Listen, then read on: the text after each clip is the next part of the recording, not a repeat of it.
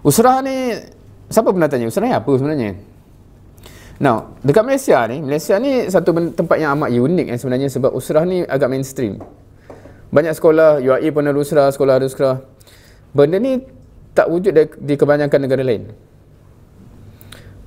Malahan kalau kita kata di Mesir, di Indonesia macam mana sekarang? Dia even kadang-kadang tu tabu tau. Tabu maksudnya kalau nak usrah, siapa pernah tengok cerita Sang Murabi ke? Tahu tak ada movie tu? Movie Indonesia lah. Dia cerita pasal masa satu ketika dulu, cerita dakwah di Indonesia. Ada fasa di mana kalau dia orang berusrah tu, bila dia kumpul satu rumah, semua kena bawa plastik masing-masing supaya slipper tu masuk dalam. Dia takut macam tadi lah, banyak kereta depan ni, orang kata apa banyak slipper ni kan. Maknanya itu pun dah menimbulkan syak wasangka tau. Apa benda ni, ada apa benda ni.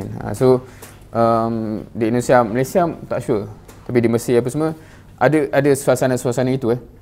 Di Malaysia ni dia macam agak selamba je, orang kata TV pun ada usrah kan. So sebab tu dia jadi interestingnya apa ialah term usrah tu dah ditafsir dengan macam-macam benda. Sebab usrah tu wujud dalam macam-macam bentuk. Saya ingat lagi di Perancis, masa saya bagi satu daurah tu, ada orang yang jawab macam tu lah, saya nak offer usrah lah tu.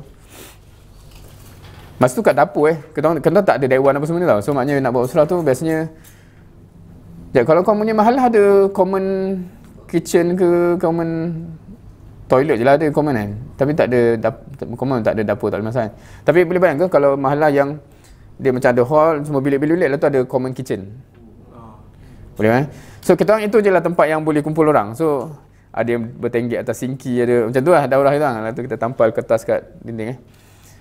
Saya ingat lagi budak tu dia duduk atas sinki dan macam kata, bang, saya dah pernah usrah kat sekolah, tak ada pun macam abang cakap ni kan. So masa tu baru saya tersedar, okey, rupanya disebabkan masing-masing dah ada pengalaman yang berbeza-beza pasal usrah.